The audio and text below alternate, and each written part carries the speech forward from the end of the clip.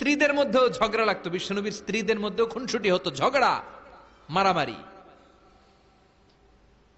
বিশ্বনবীর একমাত্র ভার্জিন কুমারী স্ত্রী ছিল আয়েশা রাদিয়াল্লাহু তাআলা আনহা।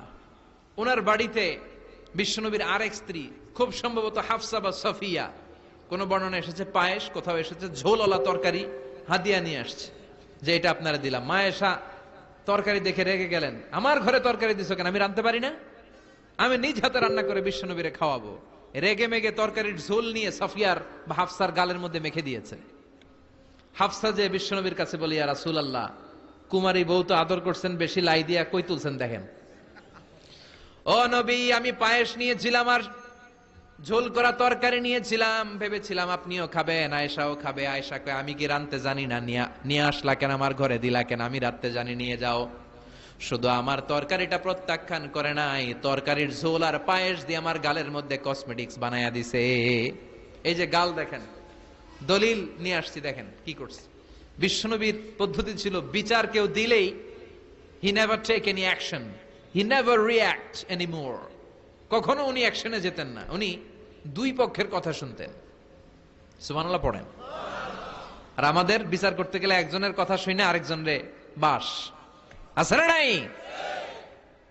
বললেন আয়েশারে ডাকো। আয়েশা, এমন করেছো? করেছি। কেন করেছো?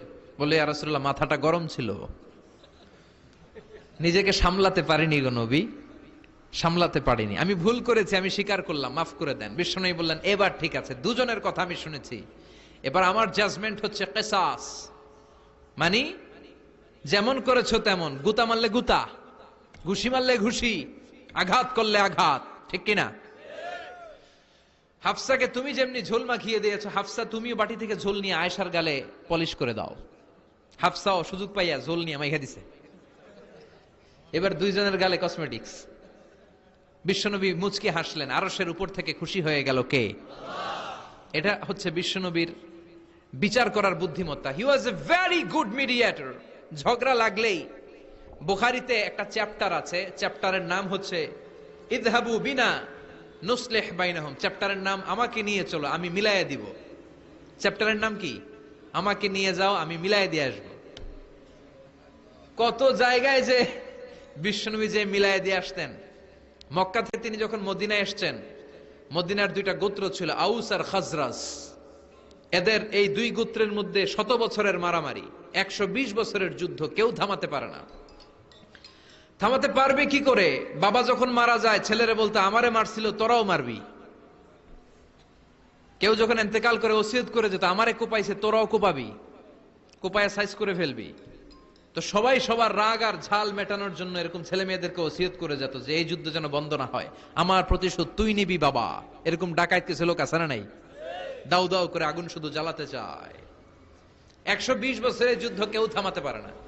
বিশ্বনবী মক্কা থেকে মদিনায় হিজরত করলেন। মদিনায় যে উভয় পক্ষরে নিয়ে বসলেন, উভয় পক্ষের সব কথা শুনলেন। এরপরে কথা শোনার পরে মাত্র 7 দিনের ব্যবধানে বিশ্বনবী 120 বছরের যুদ্ধ মিটায়ে দিলেন।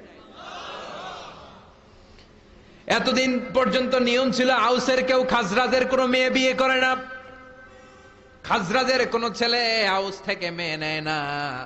ওদের আনন্দ ওদের মতো, এদের আনন্দ এদের মতো। এই মিলিয়ে দেওয়ার পর থেকে আউস আর খাজরাজের মধ্যে বিয়ে করানোর ধুম পড়ে গেল। এরা কুরবানির গোশত নিয়ে আউসের এরা খাজরাজের বাড়িতে দিয়ে আসে, খাজরাজের এরা আবার ওট জবাই করলে বড় রান দিয়ে আসে আউসের কাছে। সুবহানাল্লাহ পড়েন।